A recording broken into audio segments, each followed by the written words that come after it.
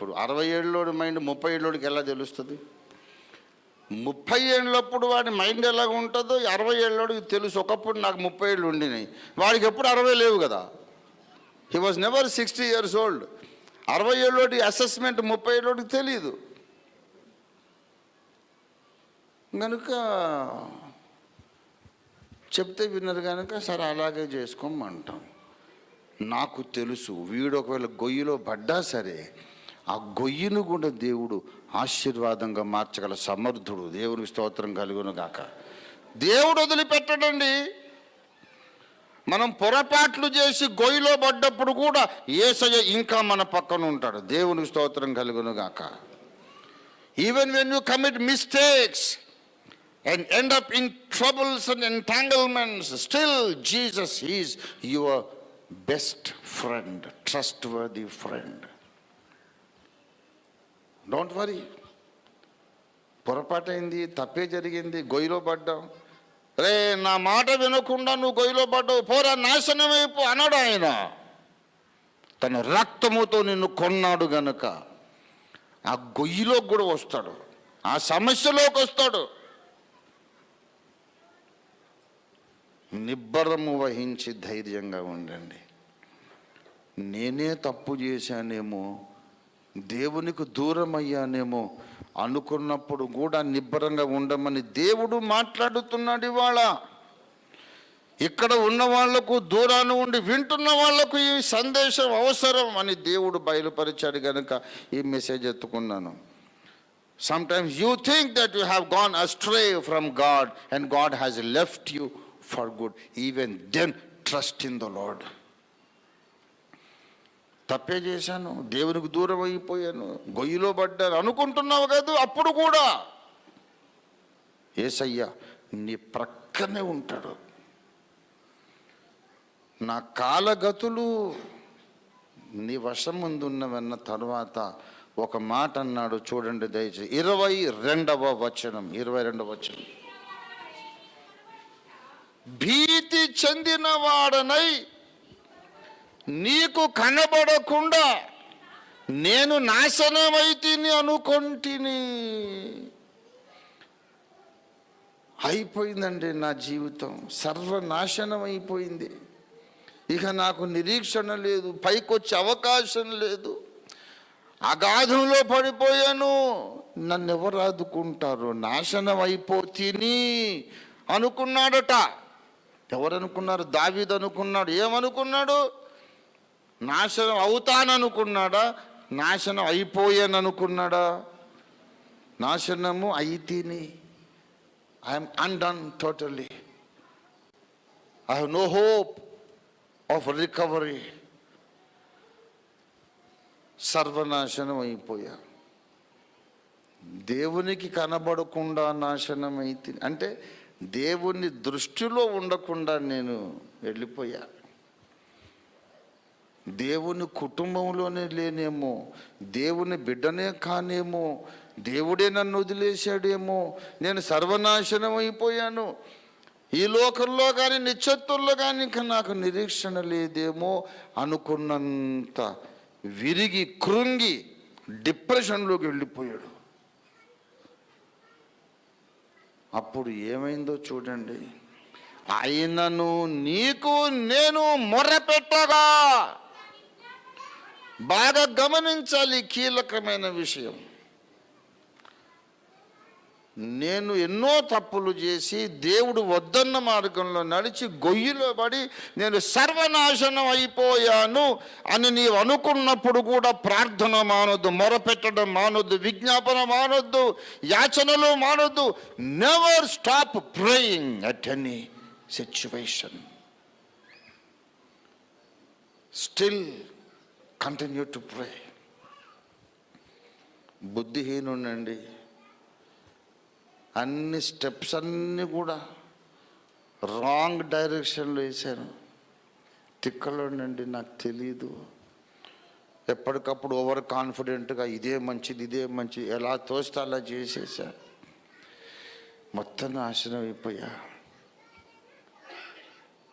అని నువ్వు అనుకున్నప్పుడు కూడా మొర్ర పెట్టడం మానొద్దు, మానొద్దు, మానొద్దు, మానొద్దు. దావీదు ఉద్దేశం ఏంటి? నేను నాశనమై తిని, అప్పుడు నేను మొర్ర పెట్టగా ఏమని చెప్పండి? నీవు నా విజ్ఞాపనల ధ్వని ఆలకించితివి. దేవునికి స్తోత్రం కలుగును గాక. హల్లెలూయా. నీవు పొరపాట్లు చేసి గోతులో పడి నేను నాశనం అయిపోయాను, దేవుడికే ఇప్పుడు నా మీద దయ లేదు అనుకున్నప్పుడు కూడా నువ్వు ప్రార్థన చేస్తే దేవుడు వింటాడు, జవాబిస్తాడు. ఆయన పేరే ప్రార్థన ఆలకించు దేవుడు. నువ్వు మంచోడివి కాకపోవచ్చు, అయినా ప్రార్థన చెయ్యి. నువ్వు విధేయుడివి కాకపోవచ్చు, అయినా ప్రార్థన చెయ్యి. నువ్వు దేవుని చిత్తమును గ్రహించే జ్ఞానివి కాకపోవచ్చు, అయినా ప్రార్థన చెయ్యి. దేవుని చిత్తానికి విరోధంగా నడిచిన బుద్ధిహీనుడివి కావచ్చు, స్టిల్ కంటిన్యూ టు ప్రే. దేవుడు వింటాడు. నువ్వు ప్రార్థించడం ఆపనే వద్దు. నీవింత సమస్యలో పడిపోయావు, దేవుడే వదిలేసినట్టుంది, ప్రార్థన ఎందుకు చేస్తావు? ఇంకా మానేయి ప్రార్థన, అనవసరం అంటాడు సైతాను. వాడిని ఎదురు ప్రశ్న వేయండి, ప్రార్థన మానేద్దావురా, మరి ఇంతకన్నా బెటర్ యాక్టివిటీ ఏమన్నా ఉందా అంటే? దేవుడు వినడం లేదుగా, ఎందుకు ఎనర్జీ వేస్ట్? వినకపోయినా ప్రార్థన చేస్తాం, వినకపోయినా ప్రార్థన చేస్తాం. ప్రార్థన చేస్తూనే ఉన్నందువలన నా దేవునికి ఎప్పటికైనా దయ వచ్చే అవకాశం ఉంది. కానీ మానేసినందువల్ల ఏం ప్రయోజనం? మానేస్తే ఏం ప్రయోజనం చెప్పు? మానేస్తే ఆ మాత్రం ప్రయోజనం కూడా లేదు. గనక నేను ప్రార్థన మాననని కంటిన్యూగా ప్రార్థన చేస్తూనే ఉండాలి. ప్రార్థన కంటే మంచి పని లేదు. ప్రార్థన మానేస్తే దానికి బదులు చేయగలిగిన ఇంకొక మంచి పని లేదు. అన్ని పరిస్థితులలో ప్రార్థన కొనసాగించండి. తప్పక దేవుడు వాగ్దానం చేసిన మేలు మీకు జరిగి తీరుతుందంతే. దేవునికి స్తోత్రం కలుగును గాక. అందుకే అంటాడు, యెహోవా భక్తులారా మీరు ఆయన్ని ప్రేమించండి, యెహోవా కొరకు కనిపెట్టు వారులారా మీరు మనస్సున ధైర్యం వహించి నిబ్బరముగా ఉండండి. మీ పరిస్థితులు ఎలాంటివైనా నాకు ఇప్పుడు సంబంధం లేదు, నాకు అక్కర్లేదు. మంచోళ్ళ కొరకు కాదు ఈ ప్రసంగం, దేవుని చిత్తము నెరవేర్చిన పరిశుద్ధుల కొరకు కాదు ఈ ప్రసంగం. తప్పటడుగులు వేసి నాశనం అయిపోయిన వాళ్ళ కొరకు పరిశుద్ధాత్మ దేవుడు మాట్లాడుతున్నాడు. తప్పటడుగులు వేసి తప్పులు చేసి నష్టపోయి ఇంకా నాకు అవకాశమే లేదని నిరీక్షణ లేని స్థితిలో కృంగిపోయిన వాళ్ళ కొరకు మాట్లాడుతున్నాడు. Even you have a chance, you have a hope. ప్రార్థన చెయ్యి. తప్పక దేవుడు దిగి వస్తాడు. దేవునికి స్తోత్రం కలుగును గాక. హల్లెలూయా. అక్కడ ఏం చెబుతున్నాడో చూడండి, 23వ వచనం, యెహోవా విశ్వాసులను కాపాడును, నమ్మడమును కొనసాగించుచున్న వారిని కాపాడును, గర్వముగా ప్రవర్తించు వారికి ఆయన ప్రతీకారము చేయును, గొప్ప ప్రతీకారము చేయును. ఆఖరికి వచ్చి భూనివాసులందరిలో 2 వర్గాలు.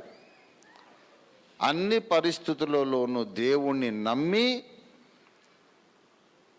తమ స్థితిగతులు ఎలాగున్నా దేవునికి అప్పగించుకొని పట్టుదలతో ప్రార్థించు వాళ్ళు ఏమో ఒక వర్గం, గర్వముగా ప్రవర్తించే వాళ్ళు ఇంకో వర్గం. విరిగి నలిగిన మనస్సు కలిగిన వారికి దేవుడు మేలు చేస్తాడు.